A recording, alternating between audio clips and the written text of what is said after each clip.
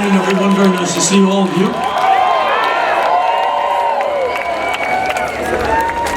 Several months ago, I got the invitation to come here, and I said, great, because it's one of the only shows I get to do this year. I'm busy in other places. So let me warn you. I'm going to warn you. I don't want to fix that. I don't want to try your patience or infuriate or offend any of you, but you might be a little angry with me and come away with the idea that I am overly optimistic. Please, to the point of being naive. If you accuse me of that, you might have some good reasons to accuse me, but I disagree. So, thanks. Because I think things are doing pretty good and getting better, and this century, the only one we have together, is ours. So, I go anywhere I can, all over the world, trying to get the lesson. I'm not looking to get beat up. I'm not looking to lose a finger. I'm just looking to learn something or have a pre-existing notion completely destroyed so I can be disabused of my inherent bullshit.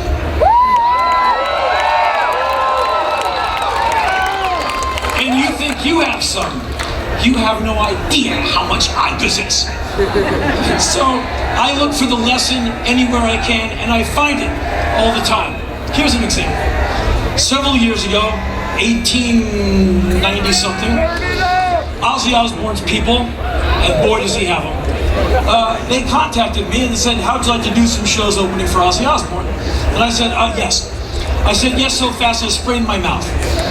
And so my bandmates and I, we go down to Florida to this massive soccer arena where they have ritual slaughterings and aquatic games and rock concerts.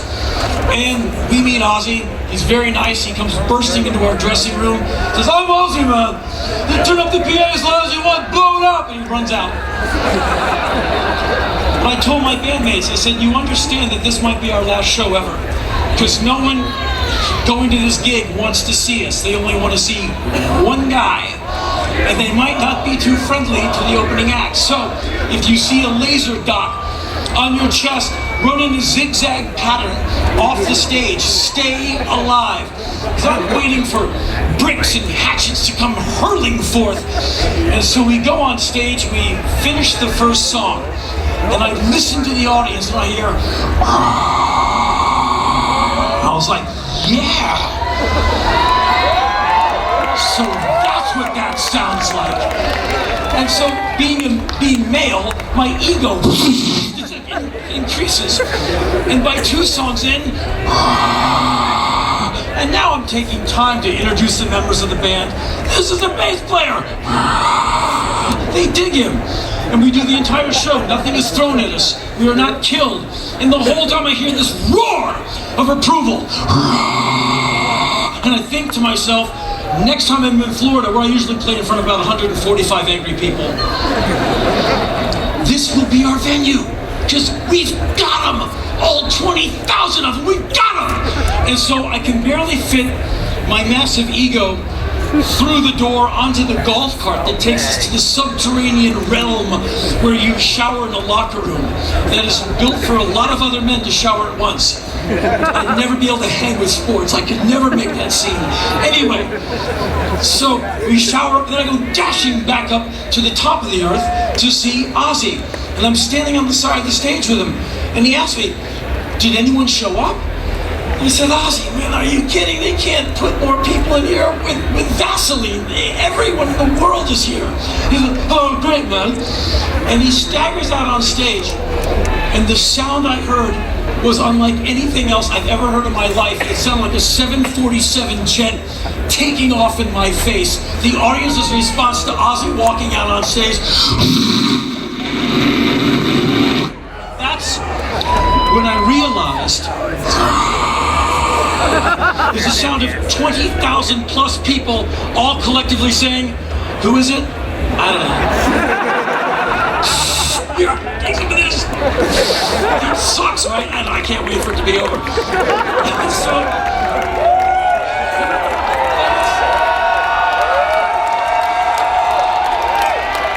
it's one of those moments where if you're stupid enough to be angry, if you don't find yourself laughing hysterically at your own inner hubris, you've lost the plot. Here's something else. I am not a workaholic. I am a work slut.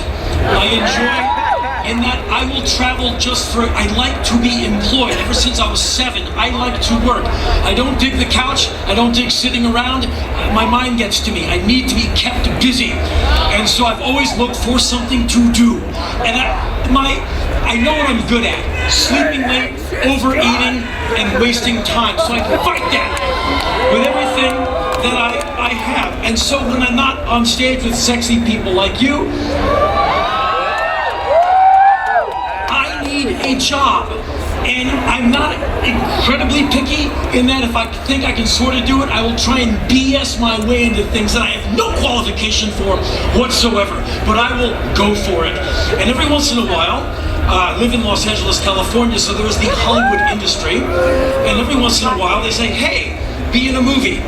And rarely am I in a film that will be ever equated to Godfather 2. But not being Al Pacino, I think it's a good fit.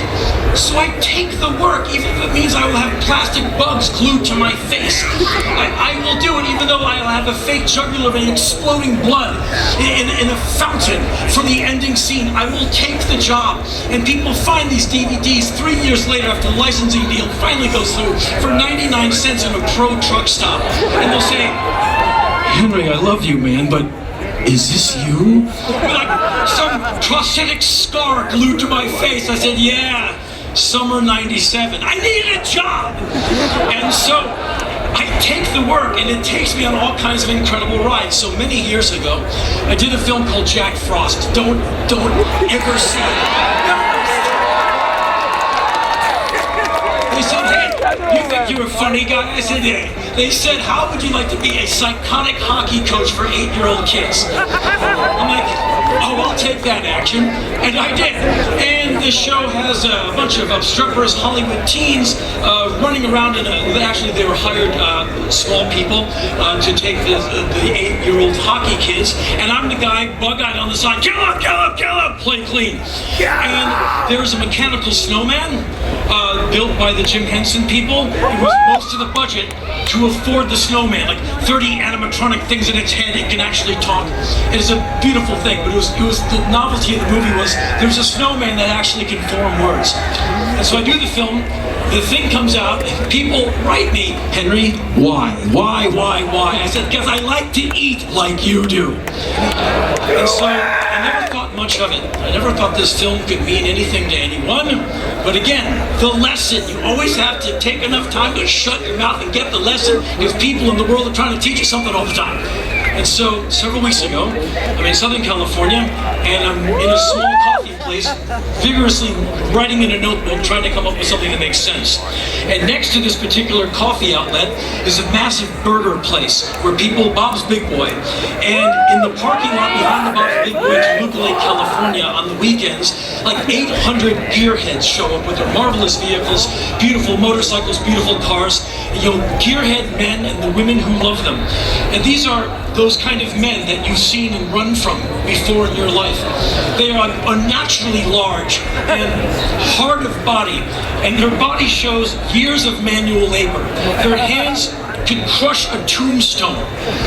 They have tattoos that go from their fingernails all the way up to their forehead that says, I've done time. And I hit back at authority figures. And they have like a leather vest on. Their girlfriend has, they both have, their skin is like tanned leather. It is like a camel's hide. And their tattoos are faded. They have them on their hands. They have them on their face. And they come into the coffee place to use the restroom and buy coffee. And these are huge, burly men and women who've spent their lives in the sun with a socket wrench. I know nothing about cars. I just like that mine keeps turning on and off when I need it to. So these huge men are bellowing for coffee. And to see a man that is this big that can bench press your house asking for a latte, there's so much inherent humor in that. You're like, looks good when you order it, sir. Anyway, I'm scribbling furious away and I hear the sound of boots approaching me. And I look up and there's this wall of tattooed man. You know, you can smell the leather and you can smell America. You can smell the freedom. First anyway. And so there's a man standing in front of me. I can't move, I'm in a corner seat. And I don't know what this is going to be. All I know is I have to take it. And so I look up, and I'm a very respectful person. I said, yes, sir. For an unendurable 5 or 7 seconds, he says nothing. And then his face starts to contort like he's chewing a bead or he's about to sneeze. He bursts into tears. His tears fall off his face onto my table. I move my notebook, not trying to make it show that I'm moving my notebook, man who's crying on me. And he cries in my face for like 7 to 15 seconds. And then as he hyperventilates, he starts to speak to me. Now, everyone in the coffee place is stopping to watch the huge man who's having a crying tantrum in front of the weird gray-haired man who insists on writing with a pen. And so he's like, my wife, 36 years married, no kids. Every December, we watch your movie, Jack Frost.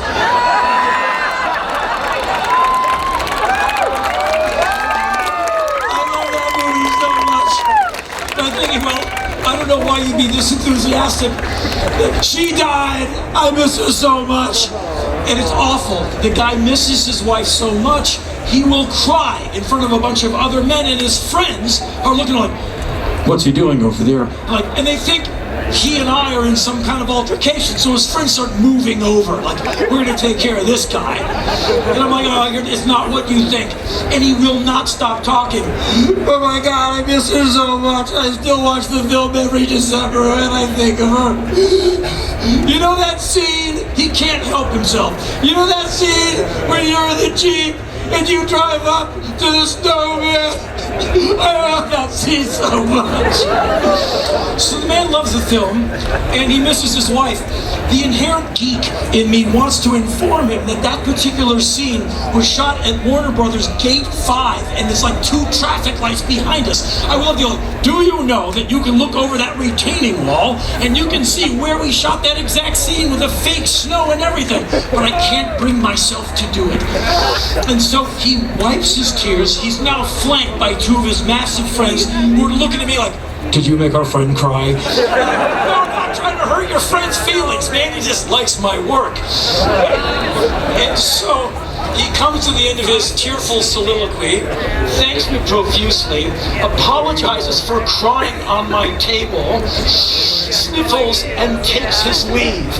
And everyone in the place gives me this long look like, I've never liked you, and now you make people go through emotional roller coaster rides. And then 2 women about my age, you know, canes, walkers, AARP. Well, I just said. Anyway, 2 adult women walk up and sit down at the table next to me. And the woman with this loudest, piercing scream, oh my God! Now everyone looks back at me, like, what's he doing to this woman? And she says to her, do you know who he is? Do you know who he is? And I'm thinking, I don't want to be anyone right now. I definitely want to be in my car, out of here. Now everyone in the place is completely quiet because there's a woman screaming. And her friend says, no, I don't know. Just, oh my God! He's in a so-called Sons of Anarchy! He was the greatest neo-Nazi I have ever seen! And I immediately try to take an inventory of the times when I've been rated as a neo-Nazi, and who wants to be number 2 at anything? Like, what if she said she was almost the greatest neo-Nazi I've ever seen? You might feel a little hurt or put out by that, but I was the best neo-Nazi she'd ever seen. My mother, if I ever let her out of the basement, would be so proud. And so a woman has yelled the word Nazi. Now, the baristas, everyone's looking at the Nazi guy, who the women seem to adore. And I'm sweating, I'm getting hot, I really want to go. And so, finally she goes, "Can we do a photo? Can we do a photo?" This happens a bit in this age of cell phones. I said, "Of course, madam. Who can say no to a woman who admires my white power work so much?" And so I put my arm around the nice lady, and her friend can't operate her phone. And so it's this unendurable time as I man-sweat onto this woman's shoulder as she kind of vaguely gropes my ass. Right. Which is not exactly the action I was looking for. I just wanted a cup of coffee. And so anyway, the photos are done, and I realize I must leave this place before anything else happens. But here's a movie that was not the greatest thing that you're ever going to see in your life. But it meant something to somebody. And I went back to my home that night and I sat and I thought about that guy who loves his wife so much, and she is gone. He's going to miss her for the rest of his life. Some of you have had someone tragically torn out of your life, I know, because I get your letters. And you never get over it. You just learn how to walk with it. It's a rock in your pack, it's heavy, and you just have to strengthen yourself and you keep going down the trail. There's no such thing as closure, and you never get over it. You mourn that loss for the rest of your life. I hope it never happens to you. But some of you might have to go through that. It's not easy. Anyway, gave me a whole different idea about all those people over there in that parking lot with all their cars. Not that, well, I'm going to be more respectful towards them. I don't want to get my ass kicked. I'll be respectful for anyone who's like 240 pounds. But humans, we, complex pains in the asses we are, and this is the most infuriating thing about me and mankind. Sometimes people, not you, but sometimes people piss me off so much. Like presidents who send thousands, if not hundreds of thousands of people over to a place to get killed and kill other people. For no explainable reason other than the lie that they defend to this day.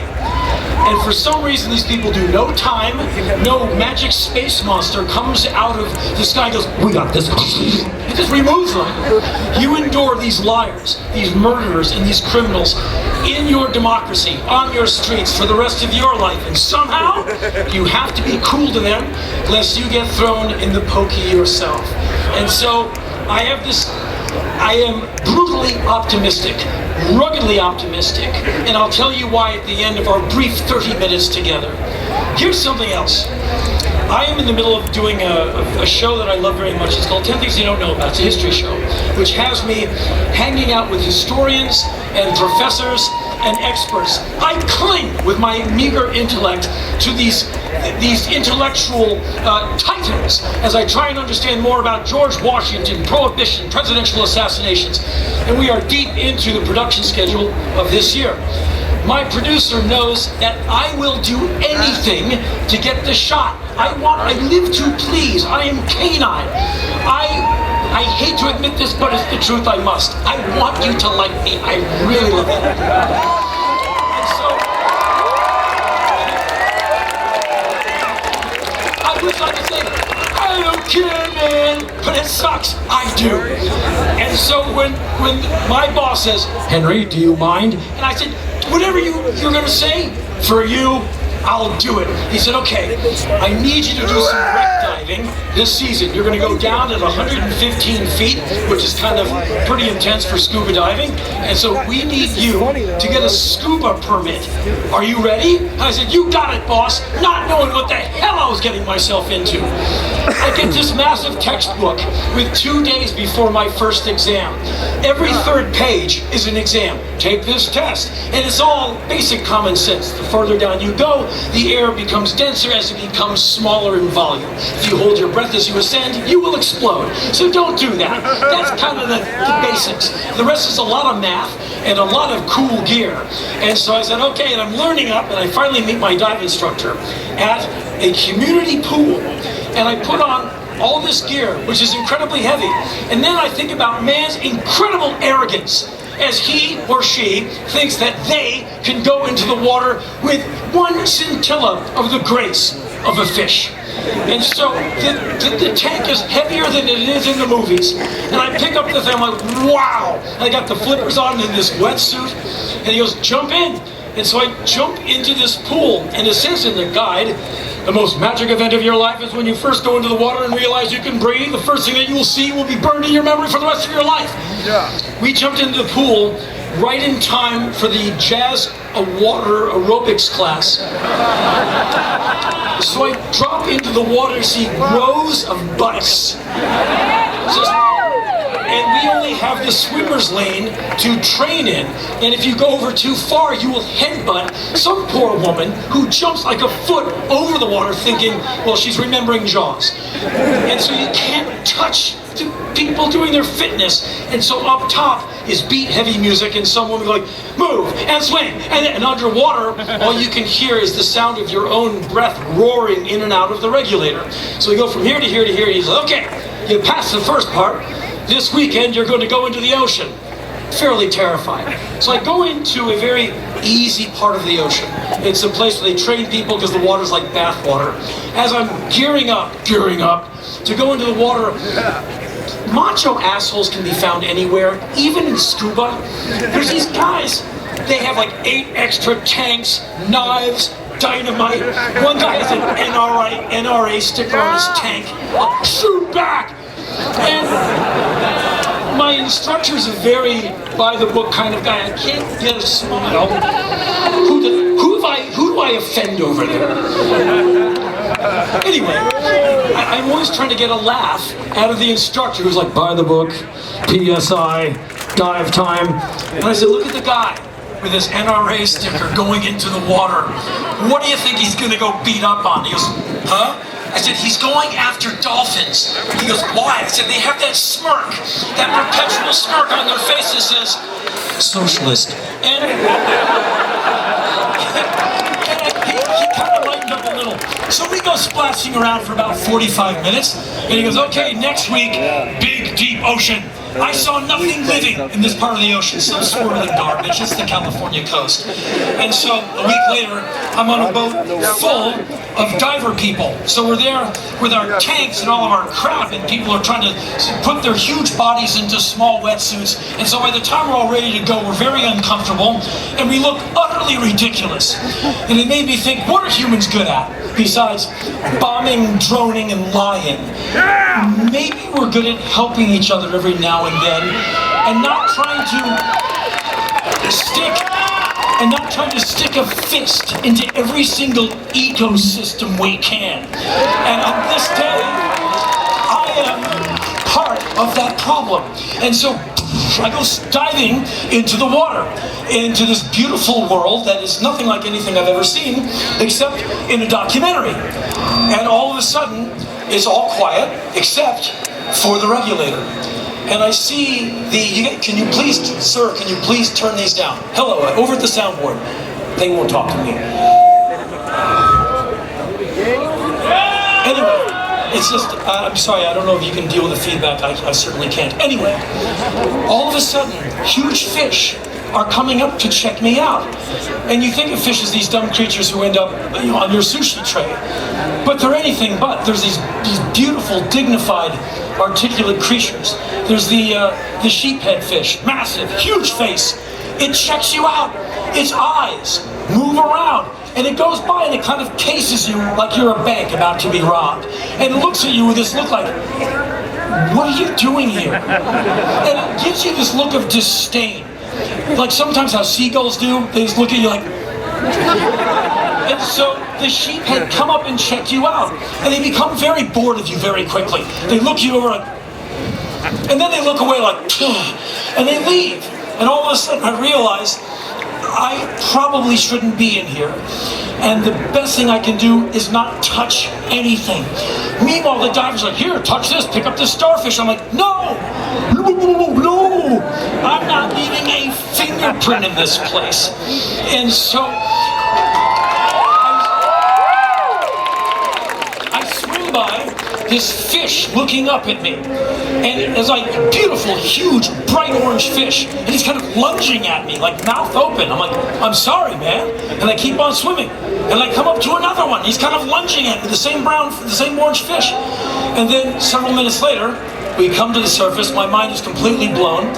And I go back to the problem of gravity. And the tank is so heavy I can barely get back on the boat. And I'm fighting down the nausea of how nervous the whole thing made me. But I managed not to puke in front of a bunch of people a third my age. Don't puke in front of 20-year-olds. Anyway, I get back on the boat and I asked the dive instructor, I said, what was that orange fish and why was he so pissed off at me? He said, that's a Garibaldi. And the male Garibaldi clean out part of the ocean to make it look really nice so they can attract a female. So I said, he's basically getting his apartment ready to hook up. And I said, he sees me as competition? He said, oh yeah, a little bit. And I can't think that I could get the attentions of a female Garibaldi fish no matter what I did. I would love to be able to talk to this animal and say, you have no competition, man. It's all you down here in the deep. And so I came away from this free dive day with this incredibly profound respect for these creatures that fairly often turn up on my plate. So what am I going to do? Stop eating fish? I really like tuna. I really don't want to stop eating fish. So what do I do to minimize how much I screw up the planet? And I think Mother Nature is waiting for us to leave the way people in Afghanistan are waiting for everyone in their country who shouldn't be there to leave. They wait with great patience. They just say, we got time. You will leave. And so this is how I try to comport myself all over the world. I have about 3 minutes left. Let me tell you this one last, half an hour goes by when you're having so much fun.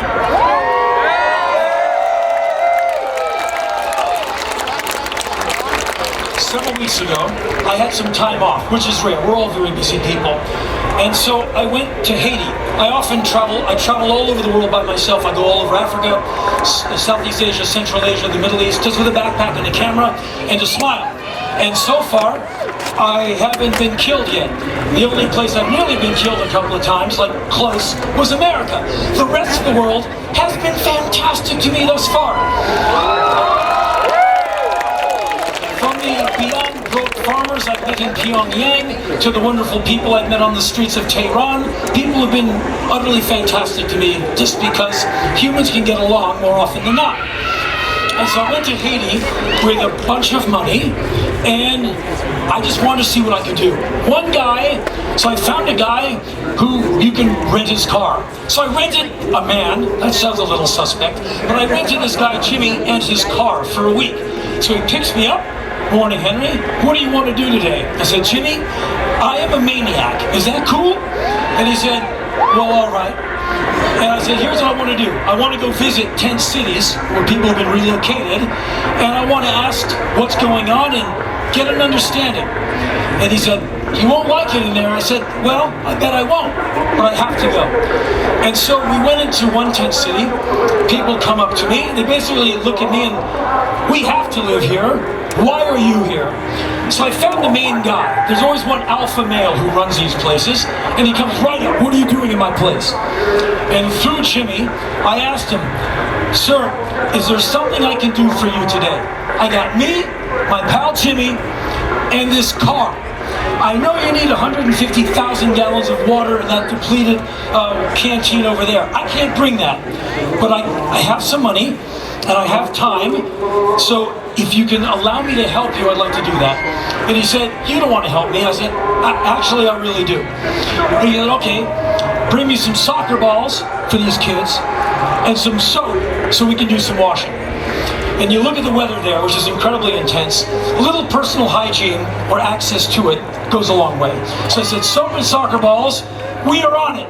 He said, you're never coming back here. I said, pal, I'm coming back here as soon as I'm able to buy the most ridiculous amount of soap and soccer balls I can.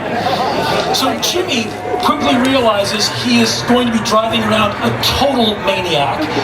He said, so where are we going now? He's in denial. I said, we are going to the soccer ball and soap store, man. And so we went to a market, and I gave him one of those baskets, and there's these little, like 4-cent bars of soap. I said, fill them up. And the registers there don't have the beep. Everything is done manually. And we dumped about $80 of soap, and we bought every soccer ball they had. And the girls like, 1, 2, and they're like, really? We're like, yep. And so we bring them back to the place, and we put them down. And immediately people run at the soap, and they run at the soccer balls. The bags are torn open, and the soap explodes into the air as people fight for the soap. And I realized that my good intention has almost started a riot over $4 bars of soap. And these are adults holding each other by the throat, because one guy has 2 bars of soap in his hand, and one guy has no bars of soap in his hand. And so the alpha male comes back. You know, he comes right up to me, he goes, next time you ever do something like this, you let me hand out the soap. So if you're going to be in the business of helping people, you got to be really damn careful. Good intention is not enough. A lot of study of culture and a lot of desire to really do the right thing is what's greatly important. And now I have at least 20 seconds left. And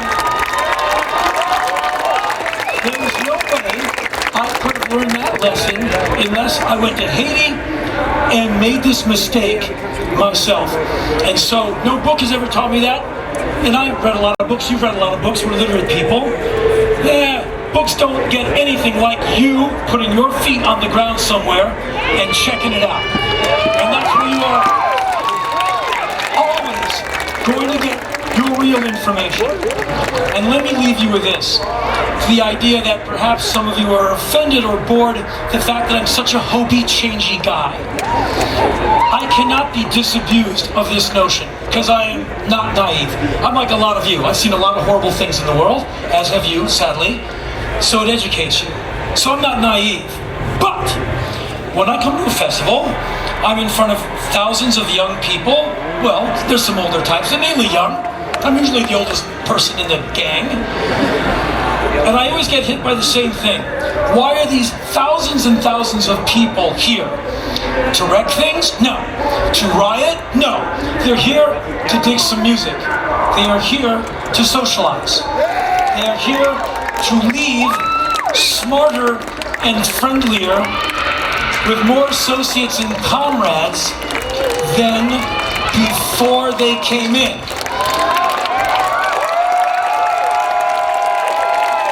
And here's why the bad guys are going to lose, and the good guys and gals, us, are going to win. Because by coming to events like this, by hanging out with other cool people like yourselves, you will never be in favor of any war. You will always say yes to science. You'll always say yes to literacy, marriage equality, voting equality. The ignorance of racism or bigotry will never work on you. They'll try and make it stick, it'll just fall off. Because you know too much. And that's why I am incredibly confident about this century. Why? Because you're here. And I know there is no way we're going to lose. And even though this is called the Amnesia Festival, you still remember to come and see me today. And I thank you for that. Good afternoon.